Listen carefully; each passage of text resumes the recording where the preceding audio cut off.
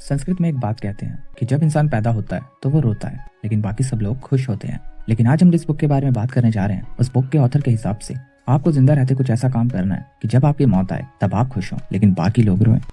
इसका मतलब आपको कुछ ऐसा काम करना है इस दुनिया में कि जब आपकी मौत आए तब आपको किसी बात का रिग्रेट ना हो। अकॉर्डिंग टू द ऑथर, आज हम इतने आगे बढ़ चुके हैं कि इंसान चांद तक सफर तय कर रहा है। वर्ल्ड के एक कॉन्टिनेंट पे बैठा हुआ आदमी दूसरे कॉन्टिनेंट के आदमी के साथ लाइव वीडियो चैट कर सकता है, लेकिन हमारे पास अपने घर में अपने माँ बाप के साथ बिताने का समय नहीं होता। हमने आज वो तरीका खो दिया है जो पुराने जमाने के लोगों के पास हुआ करता था। आज देखा जाए तो इंसान के पास सब कुछ है लेकिन इंसानियत नहीं है। Who will cry when you die, ये बहुत ही ज्यादा पॉपुलर किताब है जिसके ऑथर हैं रॉबिन शर्मा। तो आज मैं इस बुक से सीखे हुए कुछ प्रिंसिपल बताऊंगा। तो चलिए शुरू करते हैं पॉइंट नंबर 1 से। Point number 1, maintain your perspective. तो इसको समझने के लिए एक छोटी सी स्टोरी समझते हैं।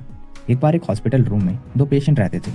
इन दोनों में से पहले पेशेंट की आंखों में कुछ प्रॉब्लम होने की वजह से वो वहाँ एडमिट हुआ था और दिन में बेड पर पड़े पड़े वो बहुत दुखी रहने लगा। अब ये देख के रूम का दूसरा पेशेंट, जो कि इस रूम की खिड़की के पास वाले बेड पर रहता था, उसने उस आदमी से दोस्ती कर ली और दिन भर उसको खिड़की के बाहर का नजारा बताता रहता था कि बच्चे बाहर खेल रहे हैं, पक्षी उड़ रहे हैं। ऐसे ही वो पेशेंट को बाहर के ब्यूटीफुल सिनेरियोज बताता रहता था। और फाइनली वो दिन आ गया होता है कि पहले आदमी की आंख की पट्टी खुलने वाली होती है और अनफॉर्चुनेटली उसी रात को वो दूसरा आदमी जो उसको खिड़की के बाहर के नजारे बताता था, वो हार्ट अटैक की वजह से मर जाता है। जब उस आदमी की पट्टी खुलती है तब वो देखता है कि खिड़की के बाहर तो एक बड़ी सी दीवार होती है। तब वो ये समझ जाता है कि वो आदमी उसको खुश करने के लिए झूठ बोला करता था। तब वो इंसान ऊपर देख के यही कहता है, अपनी वंडरफुल दुनिया को अपने साथ शेयर करने के लिए धन्यवाद दोस्त। हम इंसानों के पास चीजों को देखने के लिए अलग अलग नजरिए होते हैं।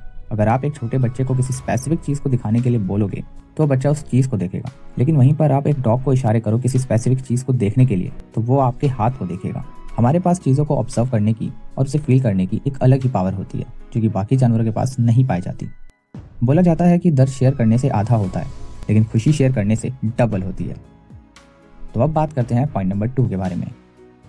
Point number 2, be humble.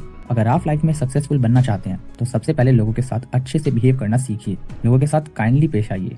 बहुत लोगों को लगता है कि लाइफ में सक्सेसफुल बनने के लिए उनको कुछ बड़ा काम करना पड़ेगा या फिर कोई बड़ी जंग जीतनी पड़ेगी जिससे वो दुनिया में बाकी लोगों के सामने एक रोल मॉडल बन जाएंगे, जबकि सच्चाई इससे बिल्कुल अपोजिट है। जिंदगी की असली सक्सेस तो हमारे रोज के कामों में ही छुपी होती है, जो हमने काइंडनेस किसी के साथ की होती है, जो धीरे धीरे हमारी जिंदगी को महान बनाती है। आपकी डेली लाइफ में जो आपके सामने आता है वो सब आपके लिए एक मौका है बड़ा बनने का। सोचिए ये दुनिया कितनी अच्छी होती अगर सब लोग एक दूसरे के साथ काइंडली बिहेव करते। आप अपने आसपास के लोगों को कुछ ना कुछ दे सकते हो अपने काइंड बिहेवियर से। अगर आप सिर्फ एक आदमी के फेस पर भी स्माइल ला पाए, चाहे वो कोई अजनबी ही क्यों ना हो, लेकिन वो दिन आपके लिए एक सीढ़ी के जैसे काम करेगी आपकी सक्सेस के लिए। किसी भी स्ट्रेंजर को अपने काइंडनेस दिखाना एक क्रिएटिव तरीका है। जैसे कि आप डेली लाइफ में एक बस में जा रहे हो, वहाँ पर आप किसी जरूरतमंद आदमी को अपनी सीट ऑफर करके अपनी काइंडनेस दिखा सकते हो। एक ट्रूली सक्सेसिव लाइफ जीने के लिए जो चीज सबसे ज्यादा जरूरी है वो है एक दूसरे के साथ काइंड बन के रहना। एक चीज हमेशा याद रखना, किसी इंसान को अपनी फेवरेट सेलिब्रिटी को खोने पे इतना दुख नहीं होगा जितना उस इंसान को खोने पे होगा जो उसके साथ सबसे ज्यादा काइंड था, जिसने अपने काइंड बिहेवियर से उसके चेहरे पे स्माइल लाई थी। काइंडनेस एक्चुअली में वो किराया है जो हमें इस संसार में रहने के लिए देना चाहिए। Number 3, right a legacy statement. Author कहते हैं आपको अपनी एक लेगेसी स्टेटमेंट लिखनी चाहिए कि लोग आपके जाने के बाद आपके बारे में कैसा बोलें। आपको एक पेन और एक पेपर लेना है और वहाँ पे लिखना है कि कल अगर आप मर जाते हैं तो लोग आपके फ्यूनरल पे क्या बोलेंगे। फिर आप सोचिए कि उससे पहले लोग वो बोलें आपके बारे में, आपको कुछ वैसा काम करना होगा जिससे कि लोग आपके मरने के बाद आपको याद रखें। एक बार जब आप ये लिख लेते हैं तो आपकी जिंदगी का पूरा पर्सपेक्टिव बदल जाता है। इस बुक में ऑथर हमें बताते हैं कि लोग पहले 50 साल में अपनी लेगेटिमेसी सेट करते थे, जिसका मतलब है बहुत सारे पैसे कमाना, बड़े घर खरीदना, फिर वो अपनी लेगेसी पे फोकस करते थे। लेकिन हमें इतने दिन वेट नहीं करना चाहिए। अपनी लेगेसी बनाने के लिए जितना जल्दी हो सके उतनी जल्दी स्टार्ट करना चाहिए, ताकि हम अपने लाइफ के एंड में रिग्रेट ना करें कि आपको थोड़ा और पहले शुरू कर देना चाहिए था। Number 4, never let your mood to control your mind. आपने ऐसा सुना होगा कि लोग कहते हैं यार मुझे ये काम करना तो है लेकिन शुरू नहीं कर पा रहा हूँ। आपके खुद के साथ भी ऐसा हुआ होगा। ऐसे लोगों का मूड उनके कंट्रोल में नहीं होता और वो लोग वेट करते रहते हैं कि उनका मूड कब सही हो पाएगा और तब जाके वो किसी काम को करेंगे। लेकिन रियलिटी तो ये है कि आप अपने मूड को कंट्रोल कर सकते हैं अगर आप चाहें। अगर आप अच्छी चीजें सोचें कि आपके काम से आपको क्या क्या रिजल्ट मिलेगा तो शायद आपका मूड इंप्रूव हो जाए। आपको हमेशा अपने काम पे फोकस रहना चाहिए, चाहे आपका मूड करे या ना करे, लेकिन आपको जो काम करना है आपका वो करके ही रहना है। Number 5, take a break from your surroundings.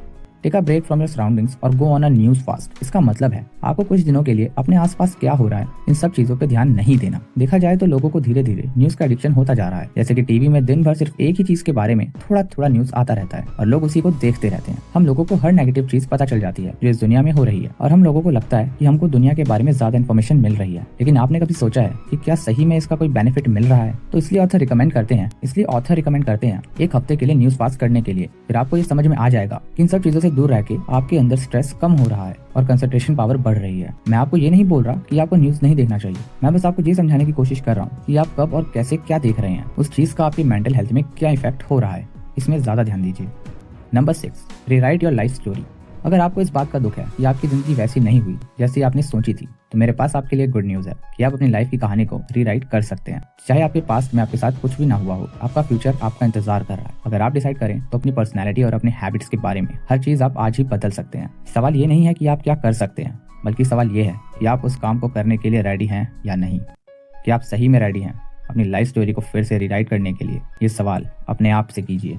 Number 7, recruit a board of director. आपने देखा ही होगा लगभग हर सफल कंपनी में कुछ बोर्ड ऑफ डायरेक्टर्स होते हैं जो अपनी कंपनी को एक सही डिसीजन लेने में हेल्प करते हैं और उनमें से हर एक मेंबर किसी न किसी फील्ड में एक्सपर्ट होता है और वो सारे लोग मिलकर कंपनी को एक सही डायरेक्शन में ले जाते हैं।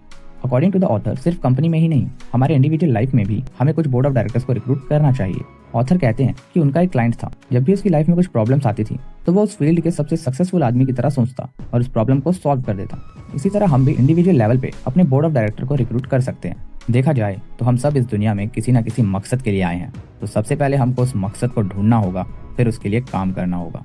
आई होप कि ये वीडियो आपको अच्छी लगी होगी। अगर वीडियो अच्छी लगी है तो वीडियो को लाइक करें और ऐसी ही और वीडियोस देखने के लिए चैनल को सब्सक्राइब करें and click on the bell icon.